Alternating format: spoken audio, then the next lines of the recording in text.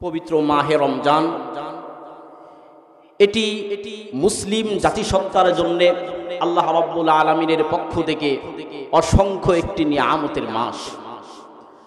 কারণ হলো এই মাসকে আল্লাহ রাব্বুল আলামিনের পক্ষ থেকে রহমতের মাস, মাগফিরাতের মাস, নাজাতের মাস হিসাবে ঘোষণা করা হয়েছে। মাসটির নাম রমাদান। রমদুন, র মিম দদ ধাতু থেকে উৎপত্তি। এ শব্দের অর্থ হলো জ্বালিয়ে দেওয়া, পুড়িয়ে দেওয়া, ভস্ম করে দেওয়া।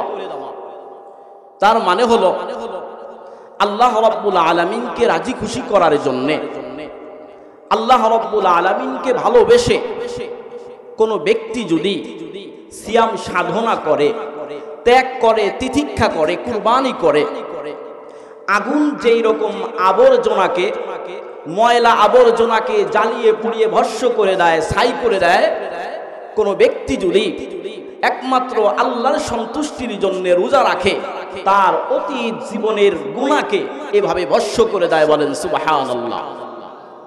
এটি আমার কথা না, আল্লাহর নবী সাল্লাল্লাহু আলাইহি ওয়াসাল্লাম বলেন, মান সামা রমাদানা ঈমানান ওয়া ইহতিসাবান গুফিরা লাহু মা তাকদ্দামা মিন যামবি। যে ব্যক্তি আল্লাহর প্রতি খাঁটি বিশ্বাস নিয়ে সওয়াব লাভের আশায় রমজানের সিয়াম সাধনা করে, আল্লাহ রাব্বুল আলামিন তার অতীত জীবনের তামাম গুনাহকে মাফ করে দেন। বলেন সুবহানাল্লাহ। রোজা কাকে বলে? রোজা এটা একটি ফারসি শব্দ, এটার আরবি হলো সাওম।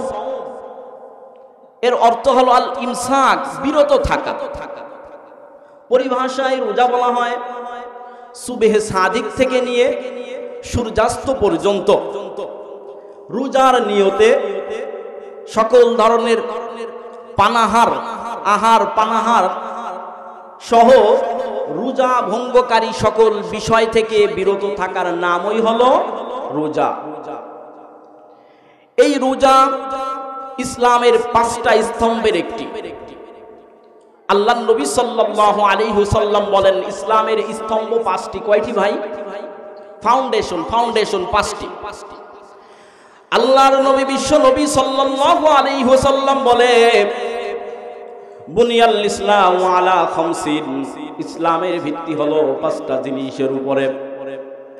1 নাম্বার হলো শাহিদা আল্লাহ ইলাহা ইল্লাল্লাহ, আল্লাহর একাত্মবাদের সাক্ষ্য দেওয়া, ওয়া ইকামিস সালাহ, নামাজ কায়েম করা, ওয়া ইতাইজ যাকাত, যাকাত দেওয়া, ওয়াল হজ্জ, হজ পালন করা, অসৌমি রমাদান, রমজান মাসের রোজা পালন করা।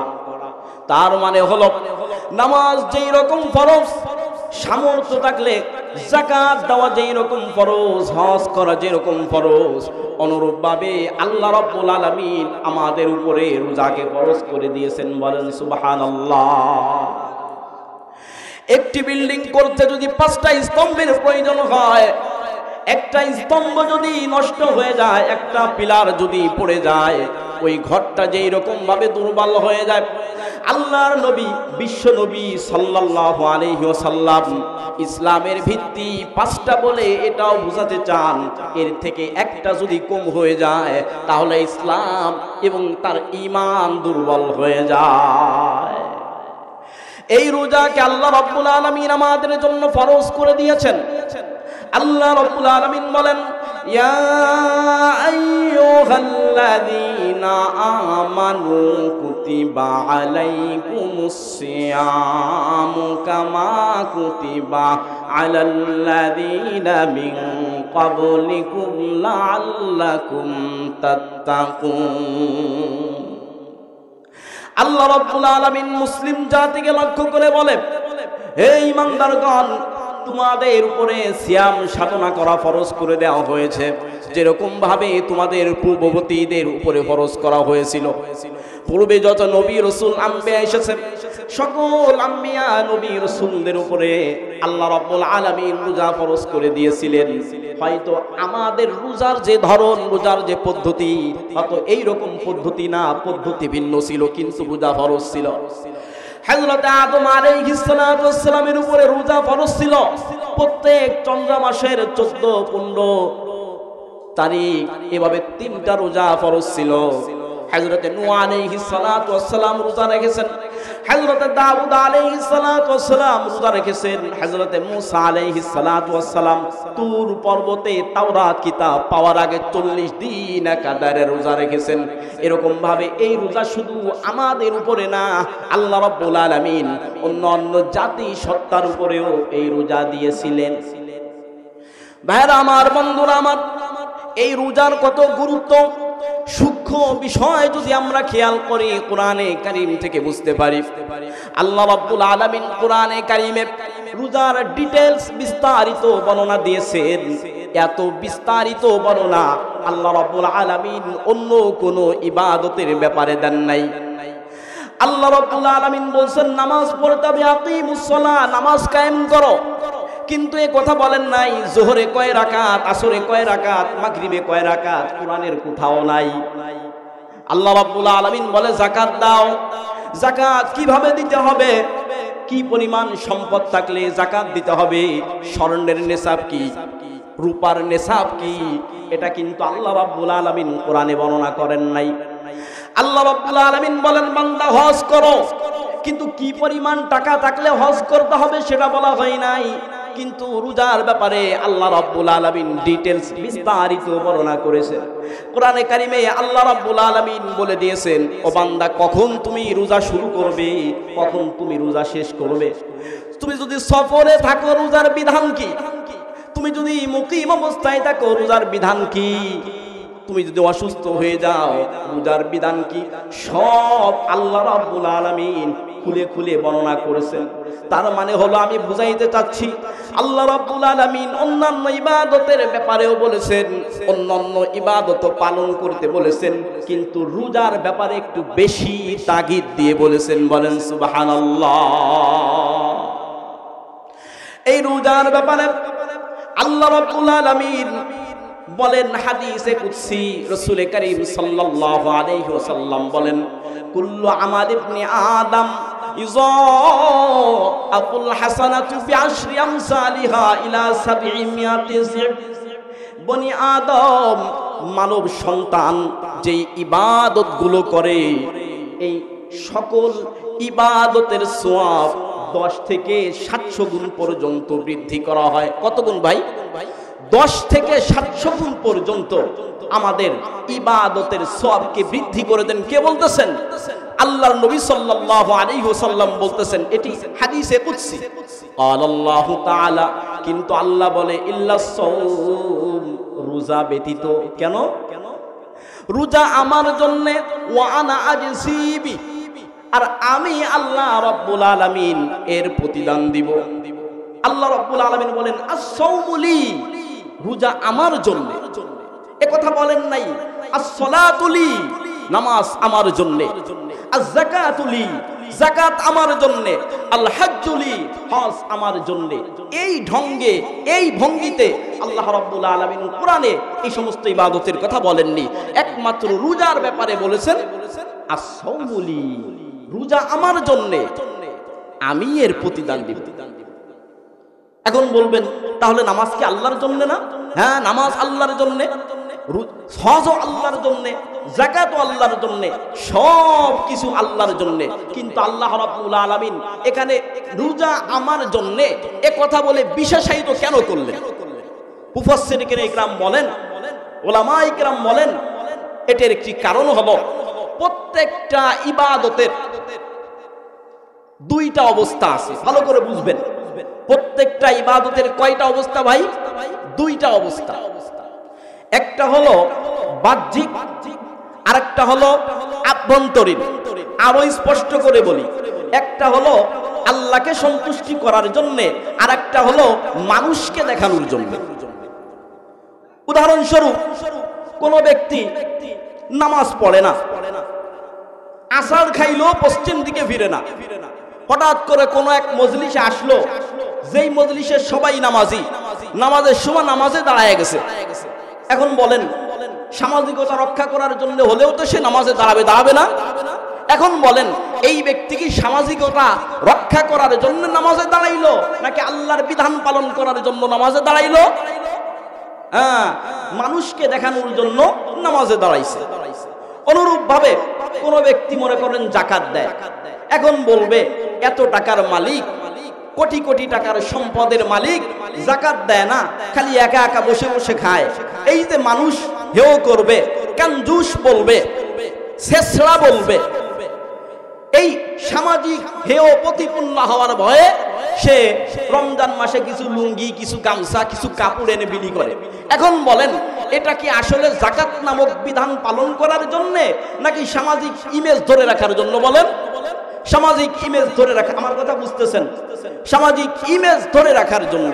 তার মানে হলো জাকাত যেরকম আল্লাহকে সন্তুষ্টি করার জন্য দেওয়া যায়, অনুরূপ ভাবে মানুষকে দেখানোর জন্য দেওয়া যায়।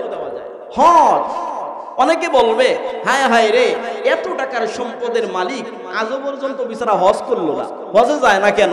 থাইল্যান্ডে যায়, মাউন্ট এভারেস্টে ঘুরতে যায়, আরো কত জায়গায় যায়, শ্রীলঙ্কার দ্বীপে যায়, হানিমুনে যায়, হজে যায় না।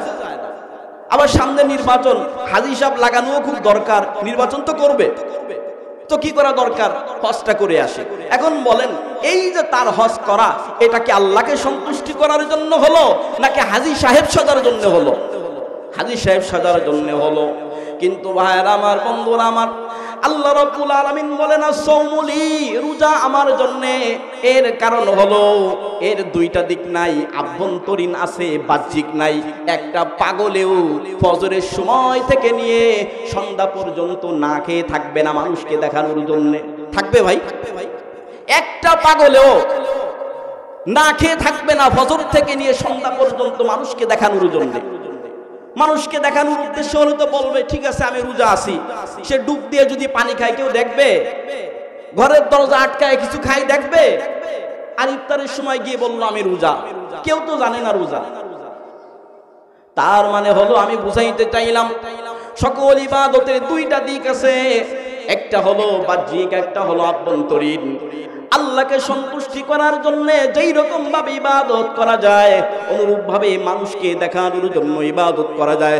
কিন্তু রোজা শুধু একমাত্র আল্লাহকে সন্তুষ্টি করার জন্য করা যায় বিধায় আল্লাহ রাব্বুল আলামিন বলেন আস-সাওমুলি, রোজা আমার জন্য, ওয়া আনা জিসিবি, এবং আমি আল্লাহ এর প্রতিদান দিব। বলেন সুবহানাল্লাহ। অপর রাতে আল্লাহর নবী বলে, আল্লাহ তাআলা বলছেন ওয়ানা উজসাবি, আমি আল্লাহ প্রতিদান দিব তা না, আমি আল্লাহ নিজেই এর প্রতিদান। বলেন সুবহানাল্লাহ, আমি আল্লাহ নিজেই এর প্রতিদান। চিন্তা করছেন কত বড় কথা? ভাইরা আমার, বন্ধুরা আমার, হাদিস শরীফের মধ্যে এসেছে আল্লাহর নবী, বিশ্ব নবী সাল্লাল্লাহু আলাইহি ওয়াসাল্লাম বলে লিস-সাইমি ফারহাতান, রোজাদারের জন্য দুইটা আনন্দ আছে। এক নাম্বার হলো ইনদা ফিতরিহি, সারাদিন রোজা রাখার পরে বান্দা যখন ইফতারি সামনে নিয়ে বসে, এই যে মুয়াজ্জিনের আজানের অপেক্ষায় থাকে, এই যে আজান দেওয়ার পরে ইফতার যখন করে, এই যে আনন্দ লাগে, অন্য কোনো আনন্দ, এত আনন্দ অন্য কোনো কিছুর মধ্যে পাওয়া যায় না। সারাদিন রোজা রাখলো, ইফতারি যখন সামনে আসলো, ইফতারি যেই মুহূর্তে করে কোন তো কেমন লাগে। আর রোজা না রাইখা যদি ইফতারিটা সামনে নিয়ে বসে, মসজিদে গিয়ে বসে, নিজের একটু চোরচোর লাগে। চোরচোর লাগে না ভাই? চোরচোর লাগে, মনে কোনো আনন্দ থাকে না। একটা হচ্ছে নকল করে পাশ করা, আর একটা হচ্ছে নিজের যোগ্যতায় পাশ করা। একরকম নিজের যোগ্যতায় যদি পাশ করে মনটা অনেক বড় হয়ে যায়, এটা আমার যোগ্যতা। কিন্তু আমি যখন নকল করে স্টার মার্ক পাবো, গোল্ডেন জিপিএ 5 পাবো, তখন কিন্তু আমি জানি আমি কেমন ছাত্র, আমার যোগ্যতা কতদূর। অনুরূপভাবে আল্লাহর নবী সাল্লাল্লাহু আলাইহি ওয়াসাল্লাম বুঝাইতে চান রোজাদারের জন্য দুইটা আনন্দ। এক নাম্বার আনন্দ হলো রোজাদার বান্দা যখন ইফতার করে খুশিতে তার অন্তর ভরে যায়। এখানে উলামায়ে কেরাম বলেন ইনদা ফিতরিহি, এটার দুইটা ব্যাখ্যা হতে পারে। এক নাম্বার প্রত্যেকদিন ইফতারের সময়, দুই নাম্বার ঈদুল ফিতর। কোন বান্দা যখন 30টা সিয়াম সাধনা করার পর রোজা পালন করার পর যখন ঈদের নামাজের জামাত উপস্থিত হয়, ঈদ পালন করতে উপস্থিত হয়, এই যে মনের মধ্যে আনন্দ, যে রোজা রাখে নাই, রোজা না রেখে ঈদগাহে গেছে, এই আনন্দ সেই ব্যক্তি খুঁজে পাবে? খুঁজে পাবে না। 2 নাম্বার হলো রব্বি, রোজাদার বান্দার আর একটা আনন্দ হলো কিয়ামতের ময়দান যেদিন প্রতিষ্ঠিত হয়ে যাবে, এই রোজার প্রতিদান স্বরূপ সে আল্লাহর সঙ্গে সাক্ষাৎ করবে, মালিকের সঙ্গে সাক্ষাৎ করবে, প্রতিদান যিনি দিবেন তার সঙ্গে সাক্ষাৎ করবে। এই যে আনন্দ, এই আনন্দ আর কোথাও খুঁজে পাওয়া যাবে না। ভাইরা আমার, বন্ধুরা আমার, এই রোজার এত গুরুত্ব, এত গুরুত্ব। আল্লাহর নবী, বিশ্ব নবী সাল্লাল্লাহু আলাইহি ওয়াসাল্লাম আখেরি শাবানে, শাবান মাসের প্রায় শেষ দিনে উনি সাহাবায়ে কিরামের উদ্দেশ্যে একটা ভাষণ দিয়েছিলেন। সেই ভাষণে আল্লাহর নবী, বিশ্ব নবী সাল্লাল্লাহু আলাইহি ওয়াসাল্লাম বলেন, ইয়া আইয়ুহান নাস, হে মানব মণ্ডলী, হে মানব সম্প্রদায়, কদ আযাল্লাকুম শাহরুন আযীম, তোমাদের সামনে মহান একটি মাস আসতেছে, শাহরুন মুবারাকুন, একটি বরকতপূর্ণ মাস আসতেছে। শাহরুন ফিহি লাইলাতুন, এই রমজান মাস হলো এমন একটি মাস যেই মাসের মধ্যে একটা রাত আছে, খায়রুম মিন আলফি শাহর, যেই রাতটা 1000 মাস থেকেও উত্তম। বলেন সেই রাতের নাম কি? শবে কদর। এটা আল্লাহর নবী সাল্লাল্লাহু আলাইহি ওয়াসাল্লাম মানে সাহাবায়ে কিরামের উদ্দেশ্যে ভাষণ দিয়েছিলেন। তো আল্লাহর নবী সাল্লাল্লাহু আলাইহি ওয়াসাল্লাম বলেন, তোমাদের কাছে মহান এক বরকতপূর্ণ মাস আসতেছে, যেই মাসে এমন একটি রাত আছে, যেই রাত আমি আল্লাহ রাব্বুল আলামিনের কাছে 1000 মাস থেকে উত্তম। জাআলাল্লাহু সিয়ামাহু ফারিজা, এই মাসের রোজাকে আল্লাহ রাব্বুল আলামিন ফরজ করে দিয়েছেন। ওয়া জাআলা কিয়ামাহু তাতাওয়া, এবং এর তারাবির নামাজকে আল্লাহ রাব্বুল আলামিন সুন্নাত ঘোষণা করে দিয়েছেন। আল্লাহর নবী আরো বলে, মান তাতাওয়া ফি বিখাসলাতিন মিনাল খায়র, এই মাসে আমার কোন বান্দা যখন কোন একটা নফল আদায় করে, একটা নফল আদায় করে, অন্য মাসে একটা ফরজ আদায় করলে যে সওয়াব হয়, আমি আল্লাহ রাব্বুল আলামিন ওই একটা নফল আদায় করলে সেই সওয়াব দিয়ে দিই। বলেন সুবহানাল্লাহ। আল্লাহর নবী, বিশ্ব নবী সাল্লাল্লাহু আলাইহি ওয়াসাল্লাম আরো বলেন, রমজান মাস অফারের মাস, রমজান মাস মহিমান্বিত মাস, গুরুত্বপূর্ণ মাস। তার কারণ হলো এই রমজান মাসের আল্লাহর কোন বান্দা যখন একটা ফরজ আদায় করে, অন্য মাসে 70টা ফরজ আদায় করলে যেই সওয়াব হয়, আল্লাহ রাব্বুল আলামিন রমজান মাসে একটা ফরজ আদায় করলে সেই সওয়াব হয়। বলেন সুবহানাল্লাহ। এরপর আল্লাহর নবী বলে, ওয়া হুয়া শাহরুস সবর, রমজান মাস হলো ধৈর্যের মাস, ত্যাগের মাস, তিতিক্ষার মাস, কুরবানির মাস। কারণটা হলো সারাদিন না খেয়ে আল্লাহকে দেখাইতে হয়, ও আল্লাহ তুমি যেই হুকুম করো, তোমার হুকুম আমরা বাস্তবায়ন করতে প্রস্তুত বান্দা, এটা বুঝায়। তার মানে অনেক ধৈর্যের মাস, সবরের মাস। রোজা রাখতে কষ্ট হয়, তারপরও আল্লাহর জন্য কষ্ট করতে হবে। এই কষ্ট করতে হবে বিধায় আল্লাহর নবী সাল্লাল্লাহু আলাইহি ওয়াসাল্লাম বলেন, ওয়া হুয়া শাহরুস সবর, এটা হলো ধৈর্যের মাস, আরাম আয়েশের মাস না। এই মাসটা হলো অহংকার, হিংসা, বিদ্বেষ ঝেড়ে ফেলার মাস। এই মাসটা হলো মাটির মানুষ মাটির মতো হয়ে যাওয়ার মাস। এই মাসটা হলো সৎ চরিত্র গঠনের মাস। এই মাসটা পাপ পঙ্কিলতাকে দূরে রাখার মাস। অপরাধের বিরুদ্ধে 0 টলারেন্স ঘোষণা করার নাম হলো এই রমজান মাস। গুনাহ করতে মন চাইবে, তারপরেও গুনাহ ছেড়ে দিতে হবে। সুদ খাই রমজান মাসে, আল্লাহরে বলতে হবে, ও আল্লাহ তুমি আমার সকল নাজায়েজ কাম থেকে হেফাজত করো, আমার রোজাকে পূর্ণাঙ্গ করো। বন্ধুগণ আমার, শুধু না খেয়ে থাকার নাম রোজা না, সকাল থেকে একবারে সন্ধ্যা পর্যন্ত না খেয়ে থাকলাম, এটাকে শুধু রোজা বলা হয় না। চোখের রোজা আছে, হাতের রোজা আছে, অঙ্গ প্রত্যঙ্গের রোজা আছে। রোজা রাখলাম, গালিগালাজ ঠিকই করলাম, রোজা রাখলাম, সুদ খাইলাম, ঘুষ খাইলাম। রোজা তো বাহ্যিকভাবে হইল, কিন্তু বাস্তবে রোজার হক যেভাবে হওয়া দরকার সেভাবে কিন্তু আদায় হয় না। যাই হোক, বলতেছিলাম রমজান মাস হলো শাহরুস সবর, ধৈর্যের মাস। as-sabru sawabuhu আল-জান্নাহ, আল্লাহর নবী বলে আর সবরের প্রতিদান হলো জান্নাত। বলেন সুবহানাল্লাহ।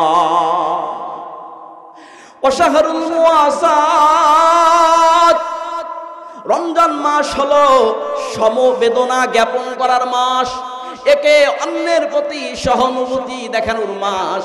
শুধু নিজে খাইলাম, পাশের বাসার মানুষ খাইলো কিনা খেয়াল করে দেখলাম না। আল্লাহ আমারে সম্পদ দিছে, এই সম্পদ দিয়া শুধু একবারে গলা পর্যন্ত খাইলাম, আর একজন ভালো ইফতারি করতে পায় না, ওটা একটু খেয়াল করে দেখলাম না। ভালো সেহরি করতে পারে না, ওটা একটু খেয়াল করে দেখলাম না। শুধু নিজেরটাই বুঝলাম। এই মাস কিন্তু সেই মাস না, বরং আল্লাহর নবী বুঝাইতে চান ওয়াহুয়া শাহরুল মুওয়াসাত, সমবেদনার মাস। এই হাদিসের মাধ্যমে আল্লাহর নবী সাল্লাল্লাহু আলাইহি ওয়াসাল্লাম মানব জাতিকে মানবতার মেসেজ দিতেছেন। কিসের মেসেজ দেন ভাই? মানবতার মেসেজ দেন। মানুষ মানুষের জন্য, কেউ খাবে তো কেউ হবে না, তা হবে না, তা হবে না। বরং আল্লাহ সম্পদ দিয়েছেন, এই সম্পদ শুধু আমার না, এই সম্পদের মধ্যে গরিবের হক আছে, এতিমের হক আছে, মিসকিনের হক আছে, আমার প্রতিবেশীর হক আছে। আল্লাহর নবী সাল্লাল্লাহু আলাইহি ওয়াসাল্লাম এটার মাধ্যমে মানব জাতিকে মেসেজটাই দিতে চায়। ভাইরা আমার, বন্ধুরা আমার, আল্লাহর নবী সামনে আগায়া বলে ওয়া হুয়া শাহরুন ইউজাদু ফীহি রিজকুল মুমিন, এটা হলো এমন মাস যেই মাসের মধ্যে আল্লাহ রাব্বুল আলামিন মুমিনের রিজিক বাড়ায়া দেয়। রিজিক নিয়েই তো যত সমস্যা। রোজা রাখতে পারি না, কাজকর্ম থাকে, এটা করি সেটা করি, রোজা রাখার সুযোগ কই। এই গরম, তীব্র গরম, রোজা রাখতে পারি না। মনে রাখতে হবে আল্লাহ রাব্বুল আলামিন বলেন ওয়া মা খালাকতুল জিন্না ওয়াল ইনসা ইল্লা লিয়াবুদুন, আমি মানব জাতিকে সৃষ্টি করেছি একমাত্র আমার ইবাদত করার জন্য। তাহলে আমাদেরকে আল্লাহ রাব্বুল আলামিন দুনিয়াতে পাঠাইলেন, আসল উদ্দেশ্য হলো আল্লাহর ইবাদত করা, ঠিক কিনা? আসল উদ্দেশ্য কিন্তু আমাদের কাজকর্ম না। আসল উদ্দেশ্য আমরা যে অজুহাত দিয়ে রোজা বর্জন করি, যে অজুহাত দিয়ে নামাজ বর্জন করি, সেটা কিন্তু না। বরং আল্লাহ রাব্বুল আলামিন বলে, বান্দা রিজিকের টেনশন কেন করো? লা নাসআলুকা রিজকা, আমি তো তোমার কাছে রিজিক চাই না। নাহনু নারযুকু, বরং আমি আল্লাহ তোমাদেরকে রিজিক দেই। রিজিকের টেনশন কেন করো? এই রিজিকের টেনশন করতে গিয়ে রমজানে কষ্ট হয়, এই হয় সেই হয়, রমজান বাদ দিয়ে দিই। আল্লাহ না করুক, আপনি যদি এই রমজান মাসে হাসপাতালের বেডে শুয়ে থাকেন, তখন আপনার রিজিকের ব্যবস্থা কোথায় থেকে হবে? আপনি যে ইনকাম করেন, আপনার ইনকাম সোর্সটা জানি কেমনে থাকবে? বরং হাসপাতালের বেডে লক্ষ লক্ষ টাকা চলে যাবে। বরং আমাদের সকলেরই এই প্রতিজ্ঞা করা উচিত যে রমজান মাসে যদি তীব্র গরমে আমাদের রোজা রাখতে কষ্টই হয়, কাজের পাশাপাশি আমরা যদি রোজা রাখতে নাই পারি, আমরা 11 মাস কষ্ট করব এবং 1 মাসের জন্য, রমজান মাসের জন্য সঞ্চয় করে হলো কাজকর্ম ত্যাগ করে আল্লাহ রাব্বুল আলামিন যেই উদ্দেশ্যে এই পৃথিবীর বুকে আমাদেরকে পাঠাইছেন, আমরা সেই উদ্দেশ্য বাস্তবায়ন করব। এটাই ছিল আসলে আমাদের মূল উদ্দেশ্য, এটাই আসলে আমাদের করা উচিত ছিল। কিন্তু আমরা উল্টাটা করি। উল্টাটা করি না ভাই, আমরা উল্টাটা করি। যাই হোক, আল্লাহর নবী সাল্লাল্লাহু আলাইহি ওয়াসাল্লাম বলেন এটা এমন একটি মাস যেই মাসের মধ্যে আল্লাহ রাব্বুল আলামিন মুমিনের রিজিক বাড়ায় দেয়। এরপর আল্লাহর নবী বলেন মান ফাত্তারা ফীহি সাইমান কানা মাগফিরাতাল লিযুনুবিহি ওয়া ইতকু রাকাবাতিহি মিনান নার। কোন বান্দা যদি কোন রোজাদার বান্দাকে এই মাসে ইফতার করায়, আল্লাহ রাব্বুল আলামিন তার সব গুনাহ মাফ করে দেন। বলেন সুবহানাল্লাহ। শুধু তাই না, ওয়াইকু রাকাবাতিহি মিনান নার, জাহান্নাম থেকে তার নামটা কেটে দেন। বলেন সুবহানাল্লাহ। শুধু কি এখানেই শেষ? ওয়াকানা লাহু আজরুহু মিসলা আজরিহি গায়রা আইয়ান তাকিসা মিন আজরিহি, আর তার জন্য ওই রকম সওয়াব থাকবে। তার মানে ওই ব্যক্তি রোজা রেখে যে সওয়াব কামাইছে, ইফতার করে রোজাদারের সেই সওয়াব একাই কামাইছে। বলেন সুবহানাল্লাহ। আপনি রোজা রেখে যাকে ইফতার করাইলেন, ওই ব্যক্তি রোজা রাইখা যে সওয়াব পাইল, আপনি ইফতার করাইয়া সেই সওয়াব পাইলেন। সুবহানাল্লাহ বলবেন না? এবং কারোর নেক থেকে একটুও কমানো হবে না। সাহাবায়ে কেরাম প্রশ্ন করলো, ইয়া রাসূলুল্লাহ, আমাদের মধ্যে অনেকেই আছে হতদরিদ্র, গরিব মানুষ, সবাই তো অপরকে ইফতার করাইতে সক্ষমতা রাখে না, ইফতার করানোর সক্ষমতা নাই, তাহলে এই সওয়াব আমরা কিভাবে পেতে পারি? আল্লাহর নবী সাল্লাল্লাহু আলাইহি ওয়াসাল্লাম বলেন, ইউতিল্লাহু হাযাস সওয়াব, এই সওয়াব আল্লাহ রাব্বুল আলামিন দান করবেন যদি তুমি কোনো রোজাদার বান্দাকে এক ডোক দুধ অথবা এক গ্লাস পানি অথবা একটা খেজুর দিয়ে হলেও তুমি যদি ইফতার করাও, আল্লাহ রাব্বুল আলামিন তোমার উত্তম নিয়তের কারণে এই সওয়াব দান করবে। বলেন সুবহানাল্লাহ। ইসলাম কত সহজ।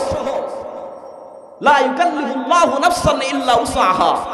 ইসলাম সাধ্যাতীত, মানুষ পারবে না এমন কিছু বান্দার উপরে চাপায় দেন না, কত সহজ করে দিলেন। অন্য কাউকে ইফতার করার আশা, এই সওয়াব পাওয়ার আশা, কিন্তু সম্পদ নাই, আল্লাহ রাব্বুল আলামিন সহজ পথ দেখায় দিলেন। পানি দিয়ে হলো ইফতার করাও, একটা খেজুর দিয়ে হলো ইফতার করাও, এক ডোক দুধ পান করায় হলেও ইফতার করাও, আল্লাহ সেই সওয়াব দান করবে। এই সক্ষমতা তো সবাই রাখে, রাখে না ভাই? রাখে। এরপরে সামনে আগায়া আল্লাহর নবী, বিশ্ব নবী সাল্লাল্লাহু আলাইহি ওয়াসাল্লাম বলেন, ওমান আশবা সাইমান, আর যদি কোনো ব্যক্তি কোনো রোজাদারকে পেট পূর্তি খাওয়ায়, তৃপ্তি সহকারে খাওয়ায়, তাহলে কি হবে? তাহলে আল্লাহর নবী সাল্লাল্লাহু আলাইহি ওয়াসাল্লাম বলে, সাকাহুল্লাহু মিন হাউজি মাআন লা ইয়াজমাউ হাত্তা ইয়াদখুলাল জান্নাহ।